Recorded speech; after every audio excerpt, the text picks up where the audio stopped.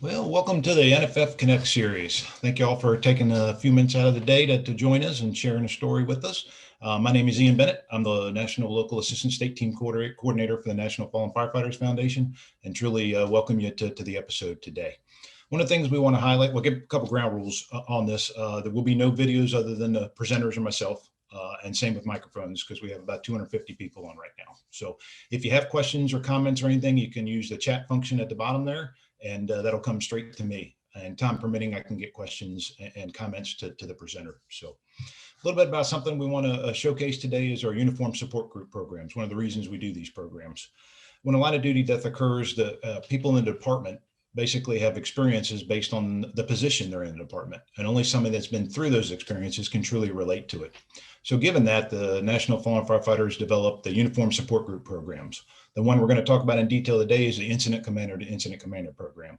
And it's just like it sounds. If an incident commander suffers a line of duty death, they can reach out to us and we'll pair them up with another incident commander that's experienced the same thing to help them through the process. We also have it for chief to chief, the fire chief, and we're in development for company officer to company officer. You can go to firehero.org and get all the information on that. Today, we're going to be talking to Deputy Chief James Forgo. He's with the Prince William County, Virginia Fire and Rescue Department. Chief Forgo, thank you very much for taking the time to join us today. A little bit about Chief Forgo. He began his career in 1982 as a member of the Prince William County Department of Fire and Rescue. He worked his way up through the ranks to his current position as the Deputy Chief of the Prince William County Fire and Rescue System. He served in many capacities throughout his career to include training, personnel, health and safety, communications, logistics, fleet and facilities, and administration. Chief Forgo has served on many committees throughout the region and state. He's an active member of the Virginia Local Assistant State Team and serves in both the Chief Officer and the Honor Guard role. Chief Forgo is active with the National Fallen Firefighters Foundation, is assisting with this IC to IC program. He's instructed at Firehouse Expo and the Virginia Fire Chiefs Conference. Chief Forgo has assisted several departments with their line of duty death process to include investigation and peer review. Chief Forgo earned a Bachelor of Science degree in Public Administration and is a certified public manager and earned many awards, including being named Firefighter of the Year for his department. Chief, thanks for taking the time and welcome today. Thanks, Ian. Before I get started, Chief Forgo has been instrumental in this IC to IC program. We mentioned in here, he joined us in 2019 to help us develop this program and has been a tremendous asset as we continue through this and enroll this program. So Chief, thanks for all your help with that as well. So, all right, a little bit about what we want to talk about today. Technician 1 Kyle Wilson joined the Prince William County Department of Fire Rescue on January 23, 2006. Graduated from the Training Academy on June 23, 2006. Kyle was an ultimate performer and did everything with drive and determination. He was always committed to the team and the goal. Kyle deeply loved and was dedicated to his family and friends. Everyone who knew Kyle will remember his warm smile, kind heart, and sensitive yet fun-loving personality.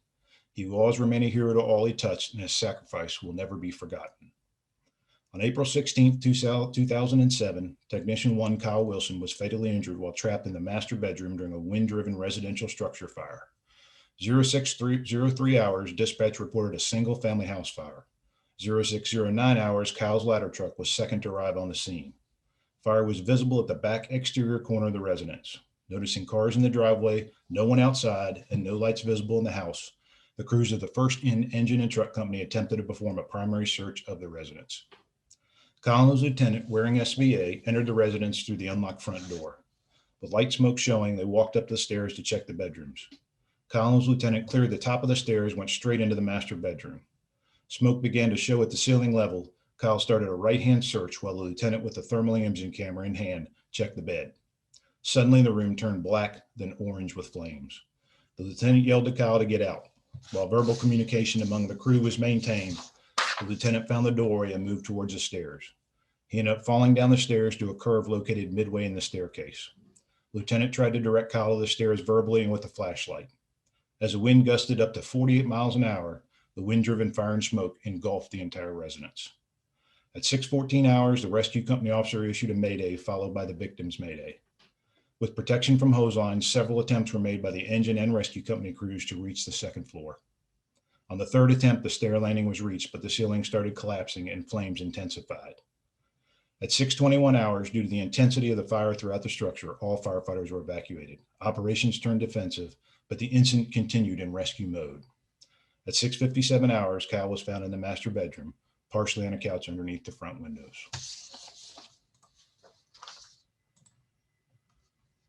Chief, again, thank you very much for taking the time and your willingness to share this story with us. And let's start with you just telling us about the day of the incident. What happened? You're still muted there, Chief. So, can you hear me now? got you now. Yes, sir. Well, first of all, Ian, thank you. It's an honor to be assisting the Fallen Firefighters Foundation with this project, this IC to IC program. It's not an initiation anybody wants to go through to be part of, but once you're in, it's priceless. The camaraderie and the experience you get, it's just incredible to be part of that group. So thank you for that. Diving right into it, April 16, 2007. It's a day that's marked in history.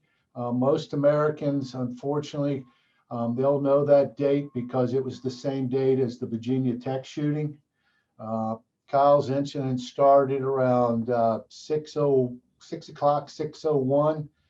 His Mayday went out at 6:14, and then the Virginia Tech shooting began at 7:15. So it's a day everybody has on their calendar.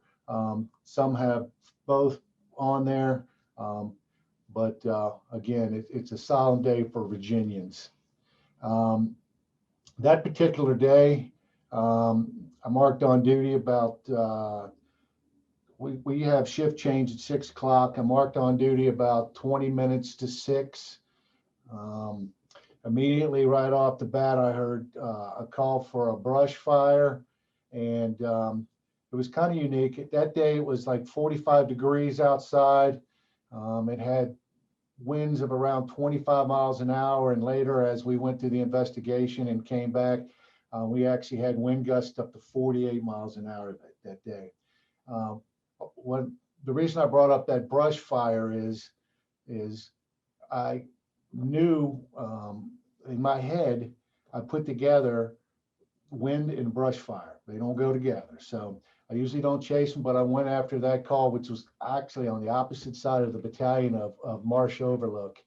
I get there, they've already kind of knocked it down. We're mopping up, moved over. There's alarms sounding from the wind at some businesses next door. I get out of my car, and that's when I hear the dispatch. I knew it was a working fire because we had numerous calls to 911 saying working fire. Can you show them that first slide?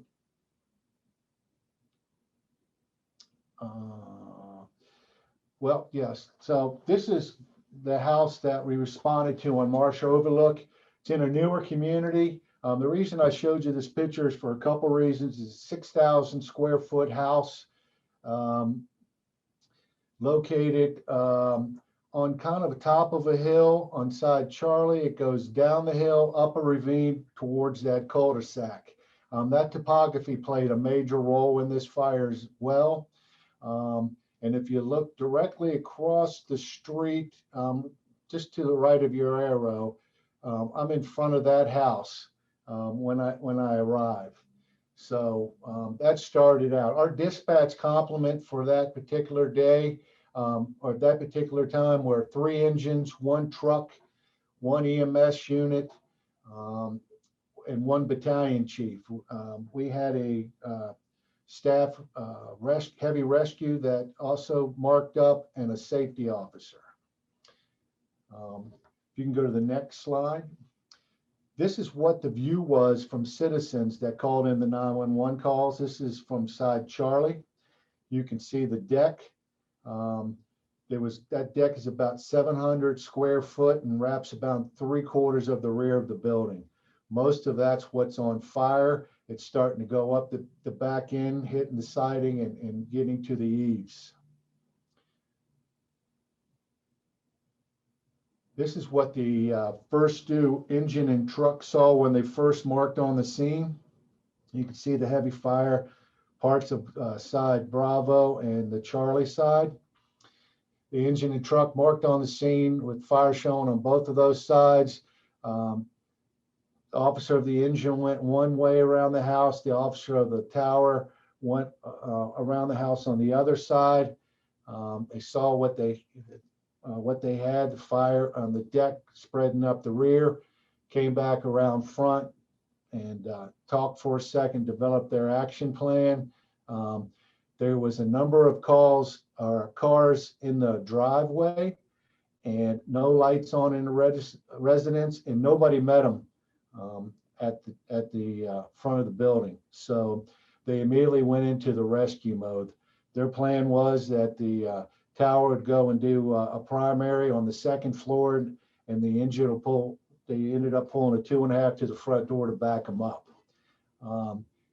Going back to the family not meeting the crews at the front of the house played a large role in this.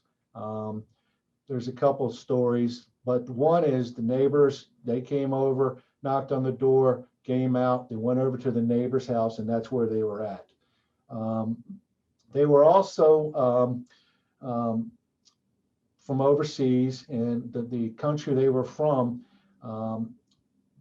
they looked upon fire as a punishment. So it wasn't that they were hiding, but they just didn't come out and meet us. And so that was really a campaign that we pushed in our pub ed programs about getting out, having a meeting place, and going up to the fire department when they get there. So it played a big role. So as they went in, did the front door, side A, which the ladder truck went straight up the stairs. And with that landing right there, as you go up through your arrow, that plays a pivotal part in this experience as well. But they're going to go up to the stairs and go to the master bedroom, which is really over top the 2-car garage. And then the engine was going to pull a line to that front door and go up the stairs from there. Not knowing it at that time, we found out through the investigation and trying to piece up the weather report that we were having a wind gust of 38 miles an hour at that particular time. So the wind was playing havoc. It was coming off that cul-de-sac hill, coming down and up the hill and pushing that fire into the building. The rest of the units marked on the scene, and the second alarm was called. I was coming from the other side of the battalion.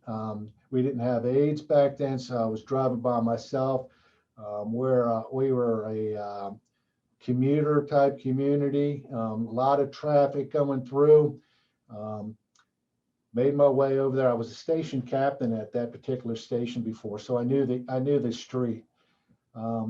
As I got up, there's 2 entrances. Marsh Overlook makes a loop. Naturally, I took the first turn into Marsh Overlook. Hindsight, I probably should have took the second. As I came in, there was cars parked on the left, cars parked on the right, cars trying to get out.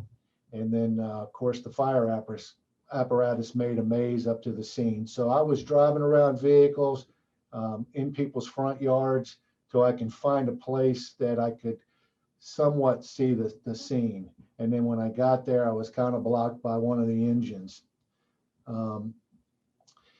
There was some red flags throughout this that we didn't catch until we started doing interviews and through the investigation.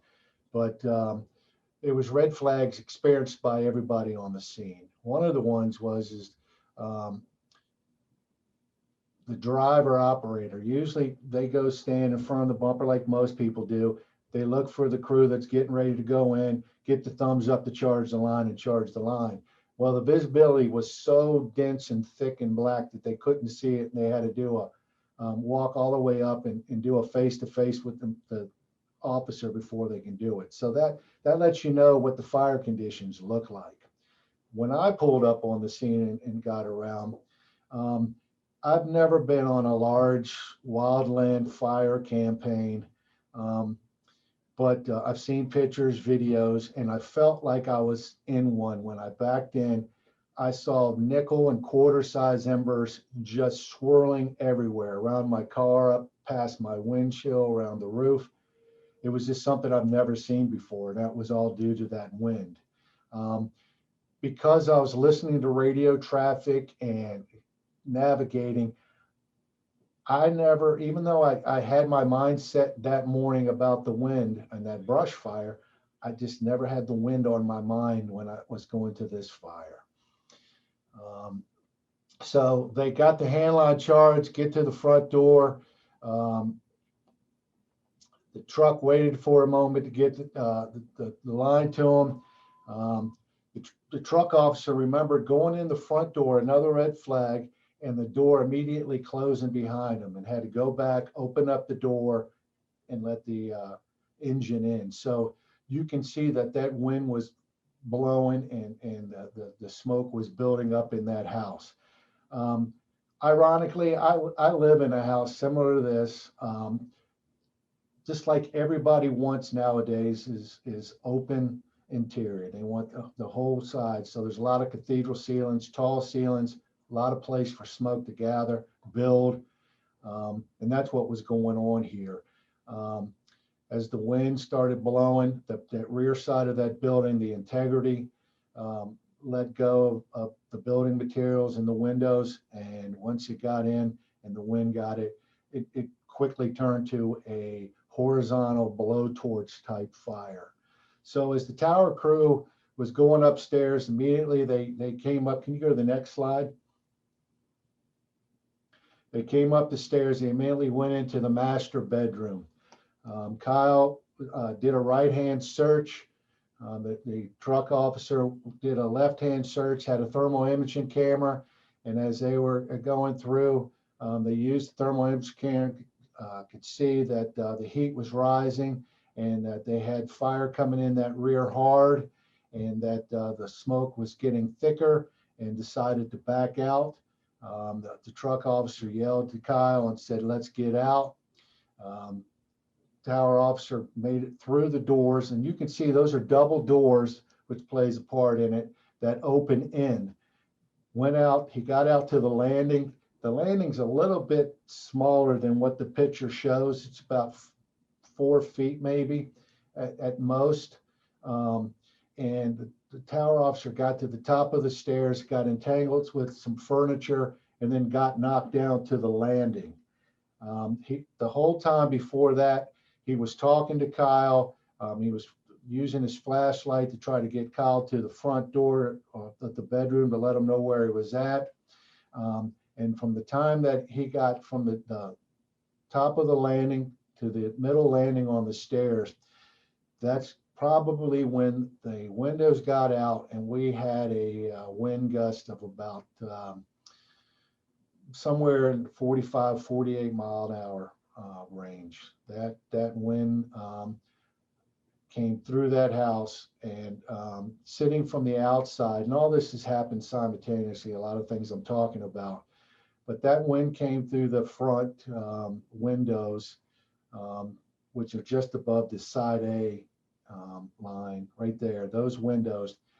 And it came at least 25, 30 feet out the windows. It was something I've never seen before.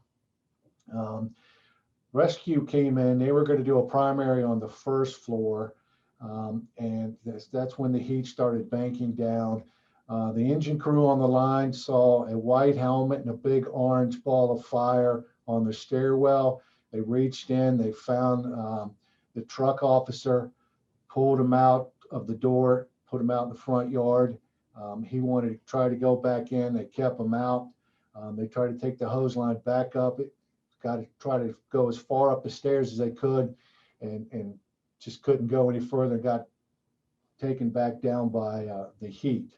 We had another company that had a hose line that was protecting, at that time, the exterior on side Delta between the exposure house, and then another crew pulled a line to the back side Charlie.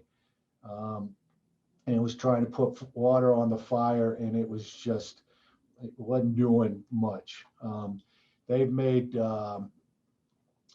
several attempts to go back up them stairs. They hollered. The rescue after they pulled out the tower officer, they called a mayday, and immediately after they called a mayday, Kyle called his mayday.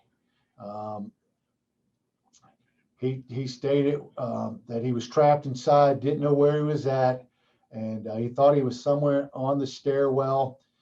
He needed somebody to get him out, and so all the crews went in and were trying to get him off the stairwell or reach that master bedroom level, and couldn't make it. I asked him to repeat with no response. And then like I said, the rescue started up the stairwell.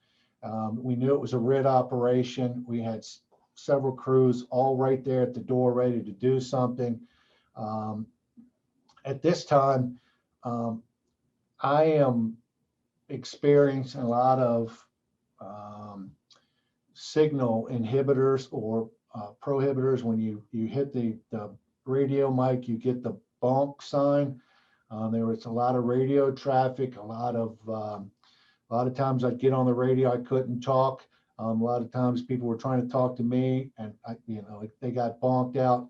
So it was very frustrating and started to become overwhelming. In our system, we run command out of the back of we had Suburbans. We have a command module, we have radios, command boards, a lot of tools that we usually use. And I could not transition from the front to the back because of how fast this incident was running, and not only what I was getting on radio traffic, but people coming over and giving me messages because they couldn't come through the radio. Once they started trying to put water on the stairwell, again, they started flowing water on the Delta side, or that master bedroom and bathroom side. We got 2 hose lines to go to the rear, try to get to that rear stairwell. And about that time is when we started getting collapse of the ceiling. First, of course, drywall and stuff, and that was a big cathedral ceiling. And then we started having some of the roof components and stuff collapse into that area. And later on, we had a team in the back that was trying to come through that back deck into that family room. And there was a large hole in the floor. So it burnt fast and hot in that area.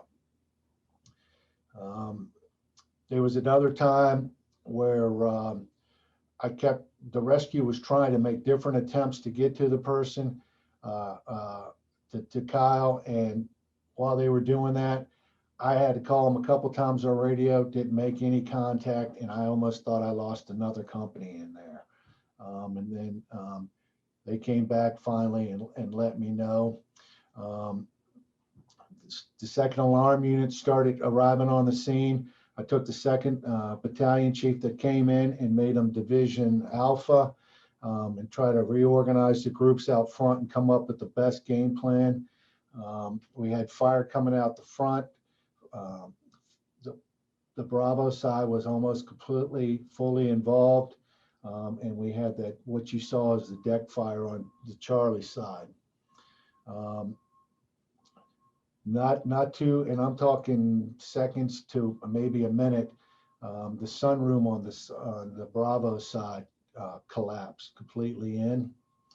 And then the engine officer that was still trying to make the stairwell, we started having interior, the roof was coming in down to the stairwell. The safety officer, I cannot tell you how valuable it is to have a safety officer unit on the scene. Those eyes are more than valuable to you as a resource. Not only was he listening to the radio transmission, but was constantly doing circles around the building and said we needed to do a second evacuation. So we sounded another evacuation signal to get folks out. When that happened, of course, policy, we did the evacuation signal, and then we also blew the air horns. Well, that even made it crazier because then you couldn't hear nothing for a good 30 to 45 seconds on the scene. While that was happening, the Division A supervisor was getting crews together, and he let me know that the building was looked like it was going to collapse, and that we needed to back out of the collapse zone. And that's when we started having conversations about flowing master stream and deck guns into the building. We started doing that. We had some people that were telling us that they had some getting knock on the fire, and as soon as we tried to advance, the fire would come back up. We did several attempts on that. We had 2 RIT teams that met up with the engine crew in the rear and started searching the first floor, found multiple holes in the floor and no signs of Kyle. I started calling for a third alarm then because we needed to have, if we were having these teams going in, we needed to make sure we had backup teams for them if something happened. One of the teams made to the second floor landing with the thermal imaging camera, saw high heat, but the fire conditions and the intense heat pushed them right back down the stairs. They attempted to do it again and breached a hole into the bedroom wall. We used the thermal image camera. Didn't see any signs of Kyle in that room, but saw a lot of fire and high heat. They went to the rear of, finally reached the rear stairs there, breached a hole, got in, and they finally found Kyle, and we went from a rescue mode to a recovery mode at that point. So in a nutshell, that was the fire, and that went from Mayday happened at 6:14, and we didn't find Kyle until 6:50.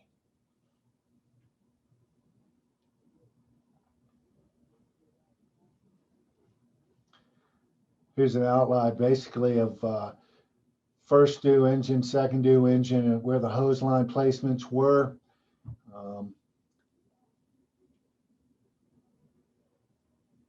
In the next slide, that's the stairwell. There is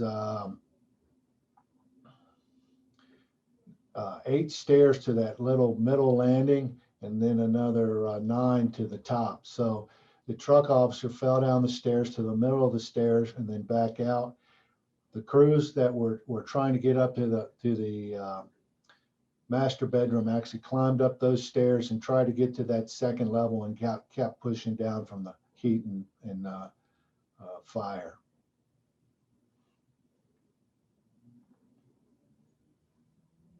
That's what it looked like from my viewpoint. And then this is where we found Kyle. He said he was in the stairwell. I just don't believe that he ever left the bedroom. But this is where many of the units try to, also inside Charlie, try to get in and reach that rear stairwell. You can see in that initial picture we showed you of the 911 call, how much fire was on side Charlie, but it really just burnt a lot of the deck off of the BC corner, right where his cursor's at. But the total second floor is completely gone. All that stuff came in fast and hard.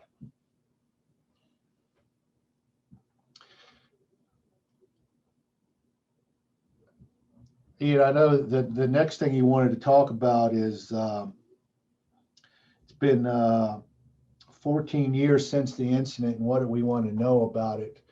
There's really two key issues about this incident, and that is what's the impact of the wind specifically to this incident, but also to any incident, whether it's an interior fire or an exterior to interior fire.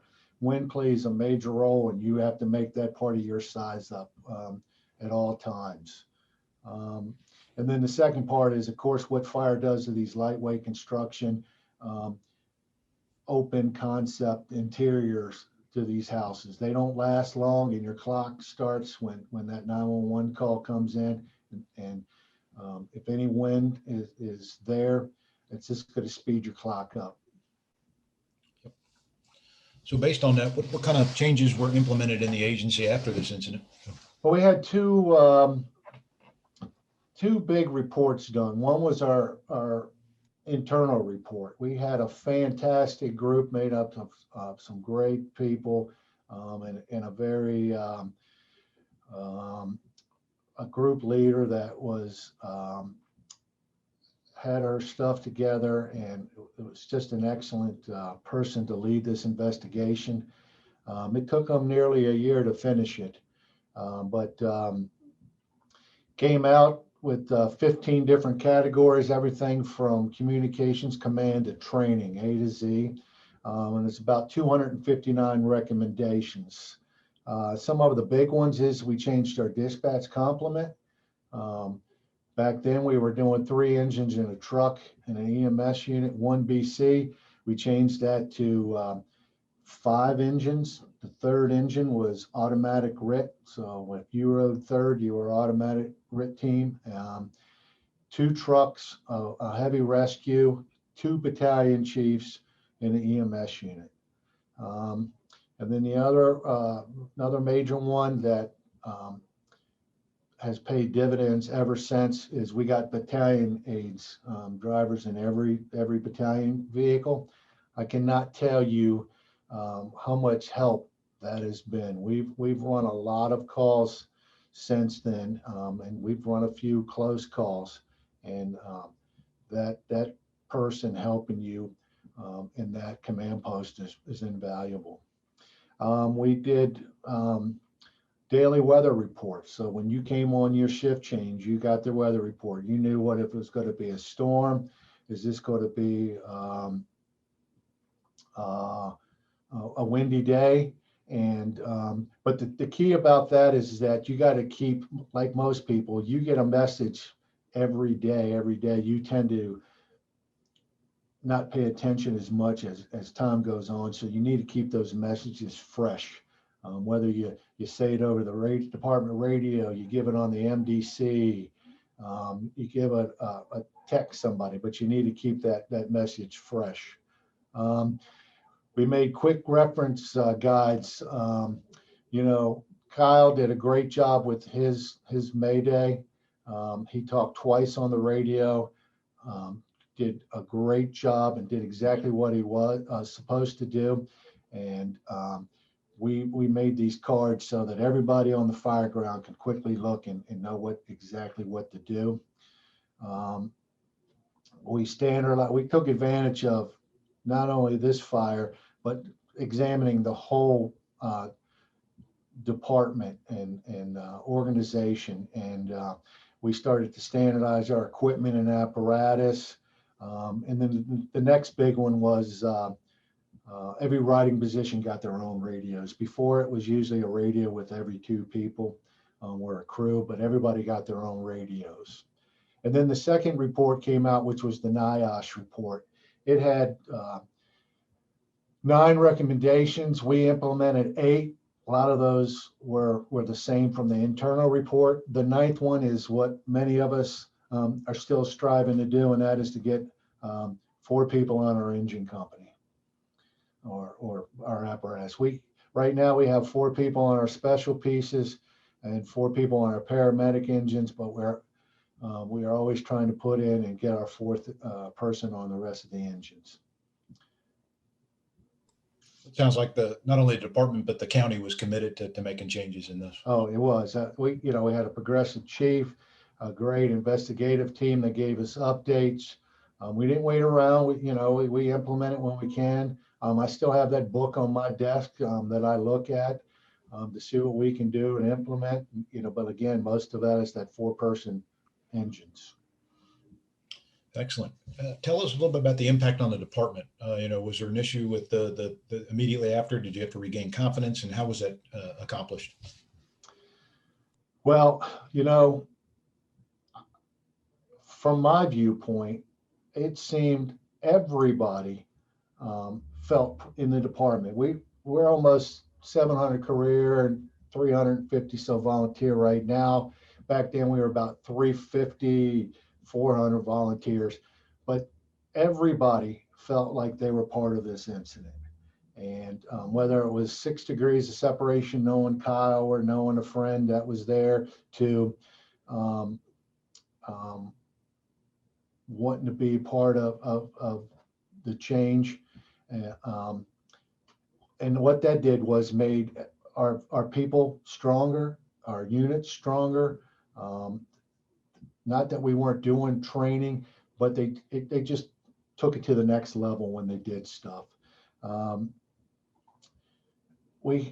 Another thing that I think helped our organization is we've always been progressive. We used to, from the beginning, the organization taught back then, which was critical incident stress debriefing.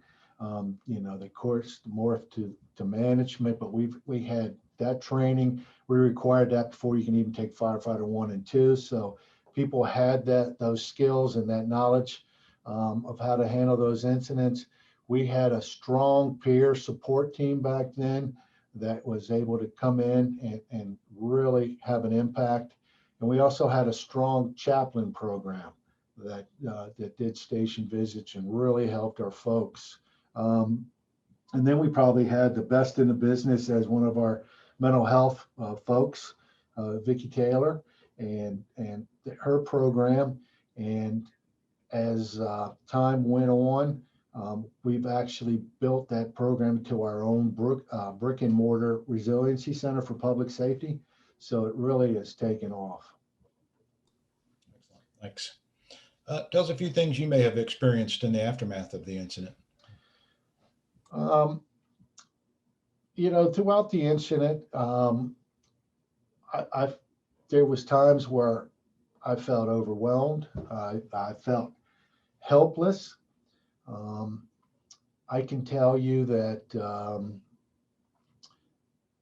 especially when we started trying to talk on the radio and you're not getting the information you want, or the incident's not going like you want to get out of that seat and you want to go hands-on operation yourself. And it was hard to do that, not do that, I should say, most of the time. Another big part of that was on my mind was, how do I take care of my folks? When we went from the rescue mode to the recovery mode, I took the whole first alarm assignment and went a couple doors down and took over garage and sat there and did a check-in. I had some people that were upset at me about that because they felt that I was taking them away of the recovery of Kyle and getting Kyle out of the building. But we made sure they were part of that. And those pictures we'll show you in a little while. We'll show that part. But I think that did a big, that really changed some folks, helped some folks out. I'm not to say that we've lost people because of this incident. It hadn't been easy. I'd be lying if I didn't say that I wasn't thinking about, how am I going to face Kyle's family? And how do I tell my boss, the fire chief, that we lost somebody on your watch? But what helped me was remaining engaged that whole week. I was also the honor guard commander, so funeral planning, doing logistics for that, keeping engaged with the investigation. I'm going to do a little shout out for the last team. We had the last team that came to our EOC and helped us with the funeral and a lot of that process. And they were just invaluable, I can tell you. But that helped me a lot. Talking to my crews on a daily basis. I had every intention to go in and talk to them, coach them up, pump them up, do that check-in. And as much as I was trying to do that twofold, they were trying to do that to me. So it was a good back and forth. And then of course, you had to wait on your next working fire. And we got that, and it went like clockwork, and we moved on from there. And that leads us to the next question. So for the next fire you're in command of, how did that feel? Was it a confidence regaining? Did it go well? How did that happen? Well, believe it or not, you know, we had to sound the evacuation tone on that. It was one of those side Charlie. They got inside, and our fire tactics were a little different on that particular fire, and got them out early. It wasn't a close call or a mayday, but people started to understand, and it went smooth after that. And our calls after that were you know, now between this fire with Kyle and today, we have run several mayday calls. And a lot of them have happened just like this in the first few minutes of the fire. And so it's important to be ready and do that size up when you get there, but be ready to get into the that action mode.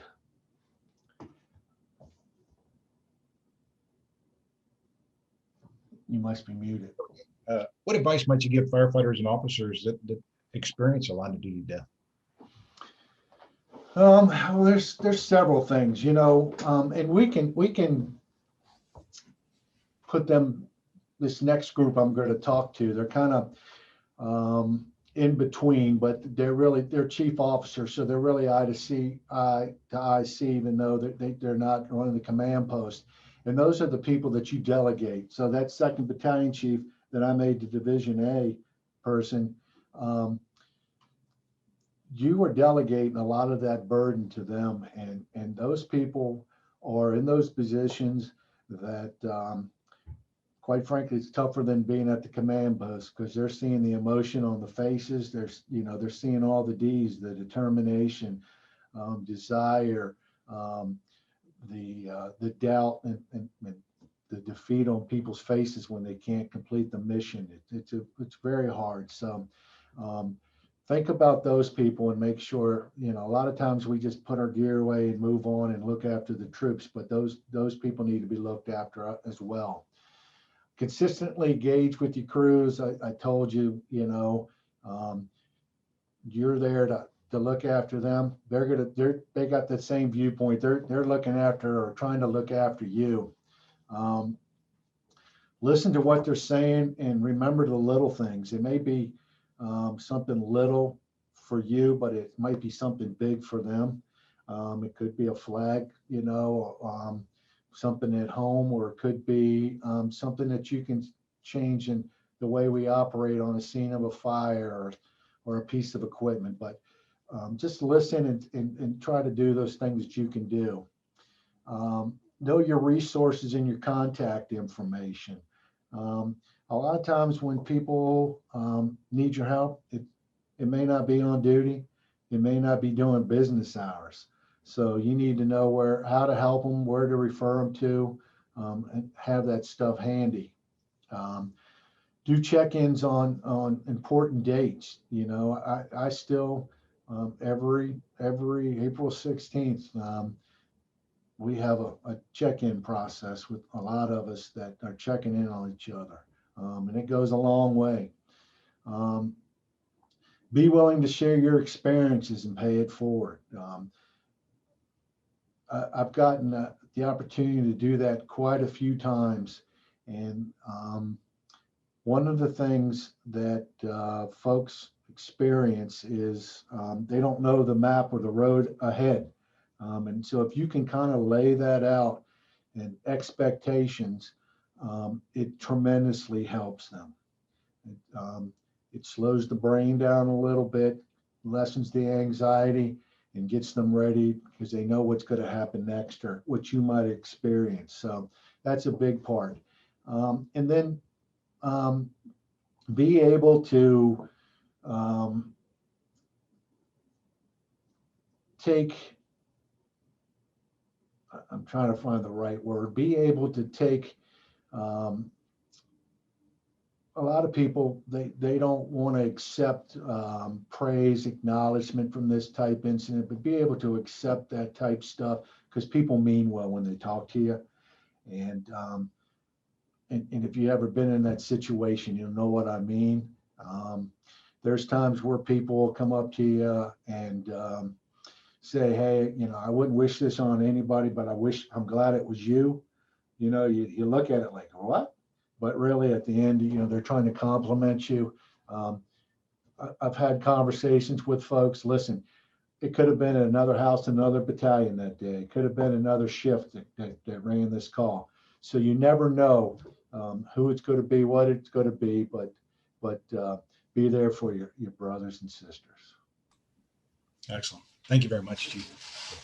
And thanks for sharing everything with this. For y'all that have been with us and listening to some of these, you notice our format is a little bit different.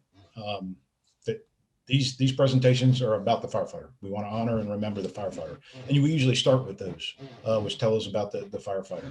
Well, we got things a little different this time. And the Wilsons, the parents, the sister, they've been huge supporters of Fallen Firefighters Foundation, the programs we do, and educating the fire service on what happened. And we're extremely fortunate today to have Mr. Wilson, Bob Wilson, and Kelly, Kyle's dad and sister, to talk about what it is. So Bob and Kelly, you should be able to unmute.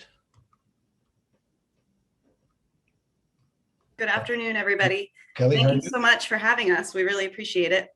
Well, truly appreciate you taking the time. Bob, you on? That's not my daughter. Did I get the wrong one? Yeah, I'm good. I'm on. Well, Bob and Kelly, I want to give you guys an opportunity. We've got a couple slides doing this. Tell us about Kyle. Who was he? What do you want people to know about Kyle? Sure. Take it away, Kelly. All right, Dad. So Kyle, was a rookie firefighter. So he was a quiet, determined young man. He loved hard. He worked really hard at everything he did. He was athletic. He played baseball growing up. He played baseball in high school. He was actually studying to be an athletic trainer in college at George Mason. And I think he realized that when he graduated, he just kept needing more and wanting more. And I can honestly say that he found it when he became a firefighter. He was a completely changed young man. He was focused. He was determined from me asking him to hang out or go somewhere or do something with me while he was in the academy. I quickly got a no.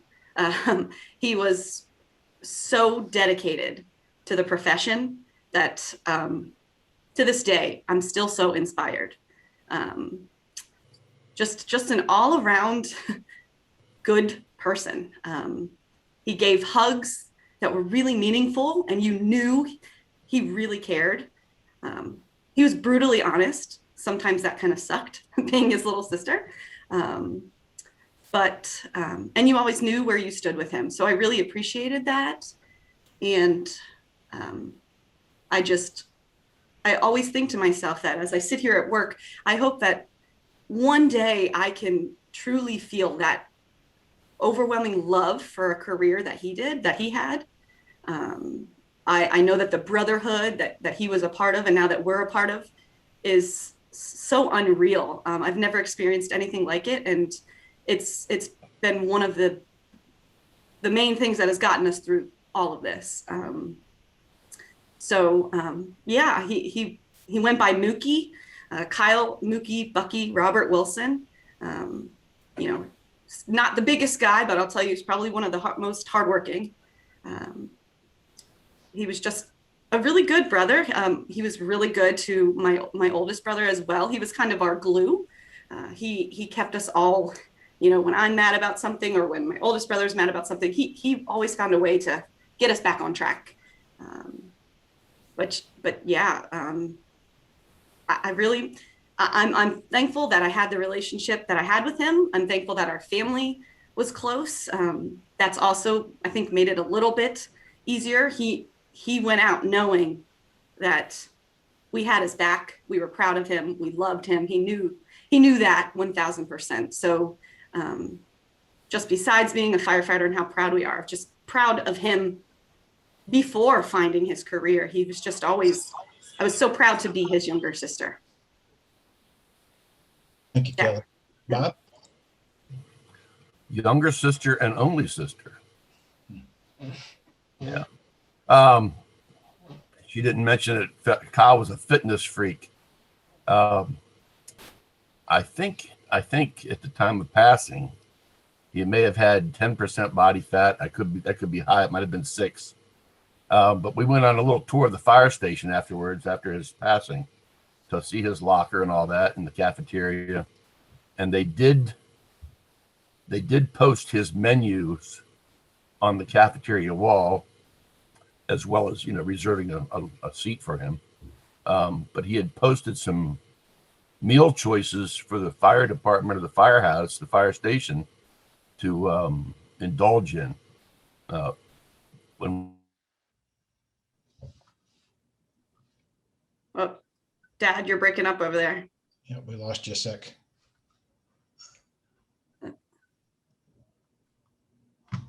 Still there, Bob? Well, I'll take over for him for, I think I know where he's going with this.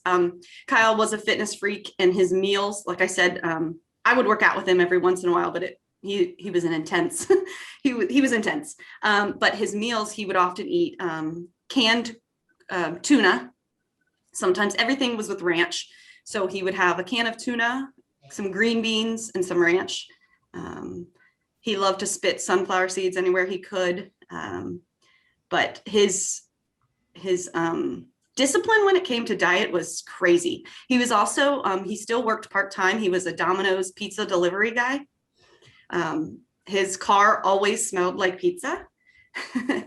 He said that he would never give up that job because the money was decent. It was good to him.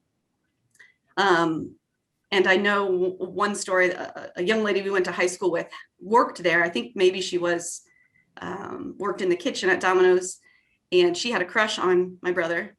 And she would often, I think, Dad, you might want to correct me if I'm wrong, but took his car and washed it for him and did all kinds of things that he just milked. But that was another part of Kyle, being the younger sister. All of my friends, and even when I was in college, they wanted my brother to visit. So he definitely was popular among the ladies. His girlfriend at the time of his passing was one of my friends, and they had been dating for about 3 years. I was happy for them. They were good together. But yes, there wasn't a day that went by that Kyle couldn't make you chuckle or smile. He wasn't the overwhelmingly funny looking for attention, but he had just the right amount of kindness and heart and humor to really brighten a day. Awesome. One of the things we talk about is some of the memorials. So Kelly, Bob, if you're back on, Jim, want to jump into some of the memorials that were developed for Kyle. Yeah, well, before Kelly and Bob talk,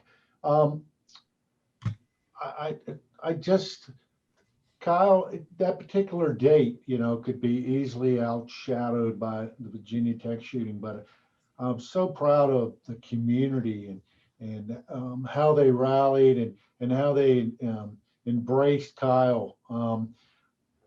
Everything from the Kyle Wilson Way, and we had everything from a quarry dedicated, a rock and a plaque that sits at, you know, his favorite sport, baseball, to George Mason University and the major the program he was in while he was at George Mason, and in the area at the campus and in the tree, to a plaque on every ladder truck we have for truck 12. I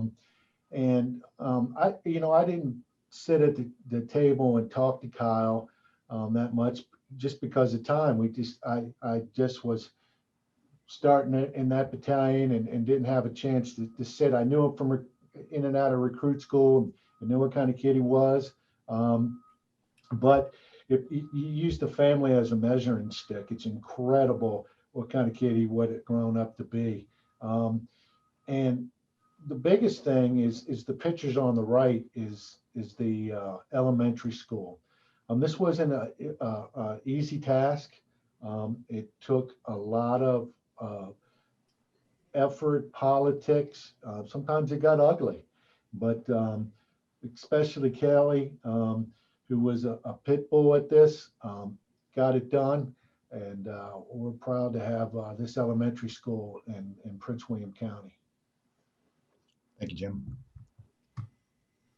Bob, I think you're back on. He texted me and said he lost audio, so I'm not quite sure.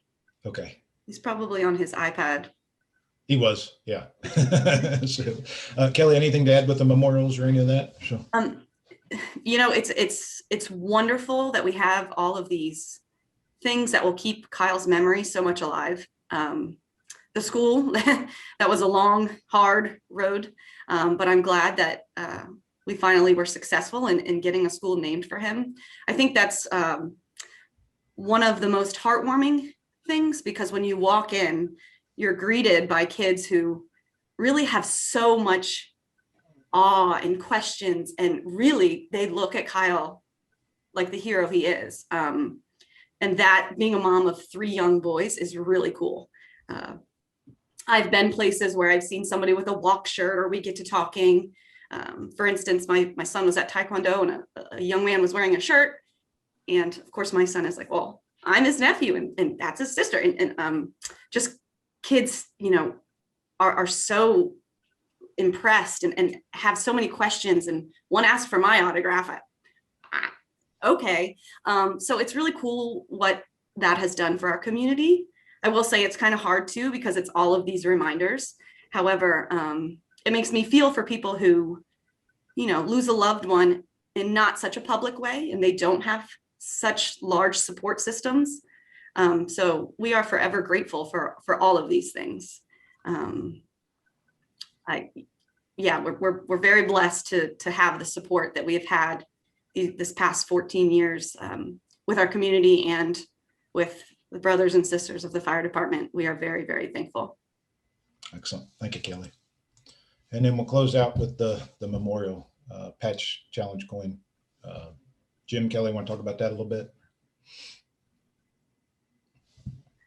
Sure. Kyle always gave a thumbs up en route to calls. He was, like I said, a quiet guy. So sometimes with a head nod or a smirk or a little wink, you knew he was good to go. He did that a lot as on the ball field. When I would go watch him play or try to cheer him on, he'd kind of give me one of those. He was too cool to wave or to maybe affiliate with his younger sister, but he kind of gave me one of those nods that, hey, thank you, I've got it, I've got you. So it was my understanding that every time he ran a call, there was a thumbs up. So that's what we'll do from here on out. Excellent. The cool thing was we had Kyle's funeral at a concert pavilion, Jiffy Lube Live. Holds a lot of folks, and the place was packed. And one of the things that we asked the crowd to do as we took Kyle out was do the thumbs up. And it was hugely impactful, emotional. Excellent. Well, thank you all very much. Kelly, Bob, Bob had some technical difficulties. Thanks for all the support of these programs, the Fallen Firefighters Foundation, and adding this, because really this is about honoring Kyle his memory and educating the fire service in what happened. So thanks for taking the time and the willingness to share with us. Truly appreciate it. So. Thank you so much for having us. We really, I needed to see that. And thank you guys for sharing all of that information. Absolutely. Chief Forgo, thank you for your willingness, your courage to share everything that went through that day and educate. You know, we had 300 people on this, and this is going to go out even further as this is recorded, and we'll go out even further. So just huge benefit to the fire service. Thanks for everything you do, especially for the fallen firefighters, the IC to IC program, and from there. So Chief, thanks for sharing with us. Thank you. Excellent. Well, thank you all very much for joining us. I truly appreciate you taking time out of the day. This is being recorded. We'll post it hopefully in the next week or so to the Connect series. There's a bunch more on there. Please take the time to review them, honor the firefighters that have given the ultimate sacrifice, and learn from what happened in the incidents. We truly hope that's the intent of these. If there's anything we can do for y'all, please go to firehero.org, contact me, and I'd be happy to help. So without further ado, thank you again, and hope everybody has a great day. Take care.